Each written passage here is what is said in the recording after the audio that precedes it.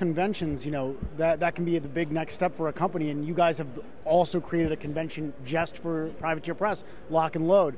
What was the impetus behind that? Like, what inspired you, and where do you guys see that going?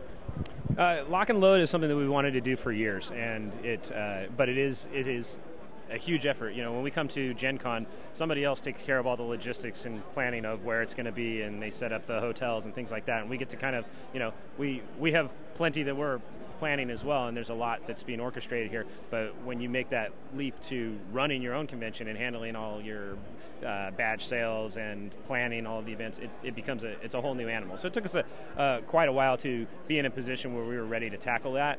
But what Lock and Load does is gives us the opportunity to, I think, make even a more personal connection with the people playing the game, and it gives us a venue where we can explore new events and ideas and things that don't necessarily work in the more in the multi-company bazaar that you get at a normal convention. There, everything is focused on Privateer Press. The games that we're doing is an opportunity for us to sort of have the undivided attention of the people that are there to make announcements.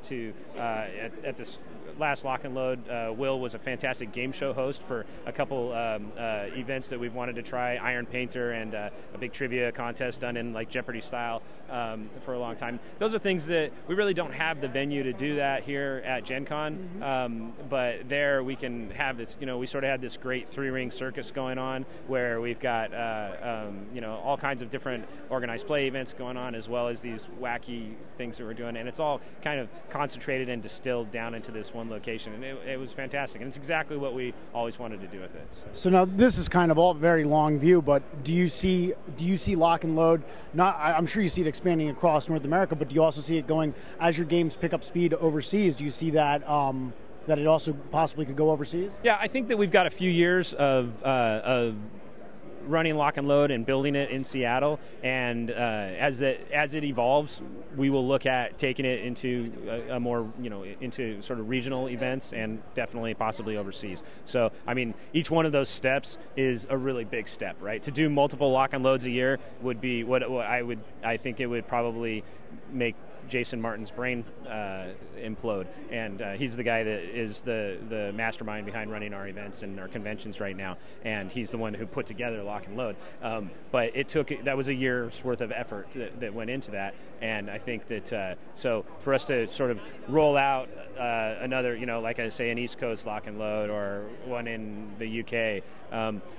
It's definitely an aspiration and something that we're going to work towards, but I think it's not going to be something that we do next year. So you had mentioned earlier, you talked about all these different media forms that War Machine is expanding into. It's been a while since we've delved into the Iron Kingdoms in a role-playing sense.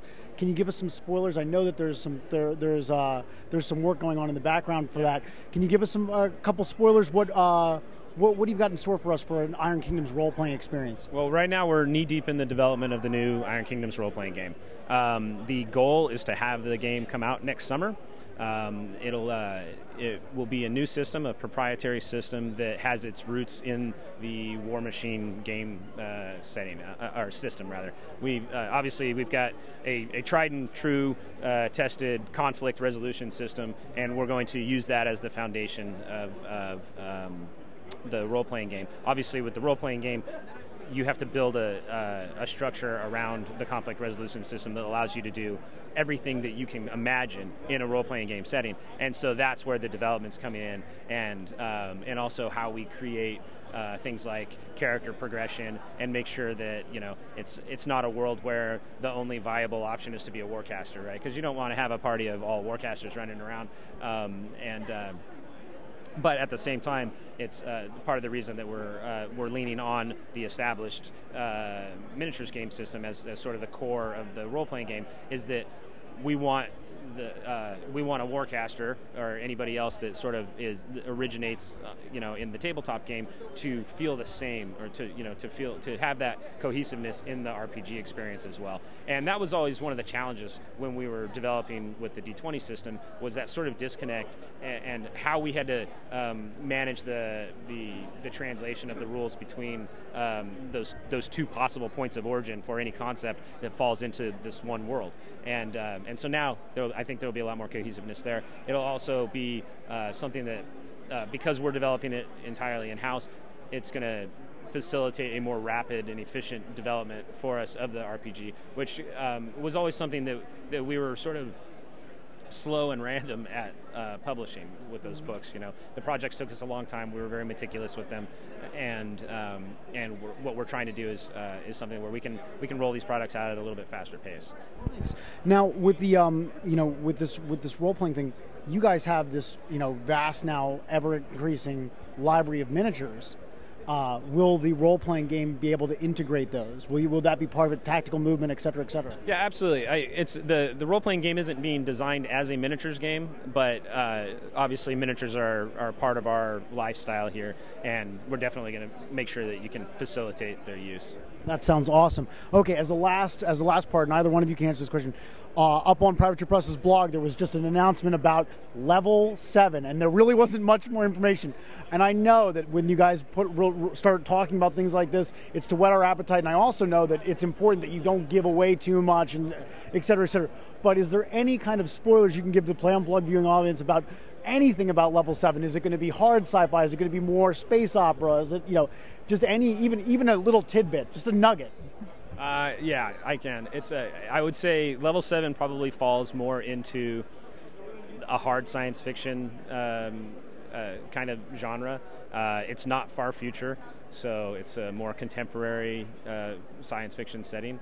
In terms of the games, I think that the point that I would want to get across right now about Level 7 is that it's a big world IP that we're creating here, and it's something that we plan on exploring over the course of many years in a lot of different game experiences. And initially, the things that we're going to be doing with it are unlike anything that we've done before.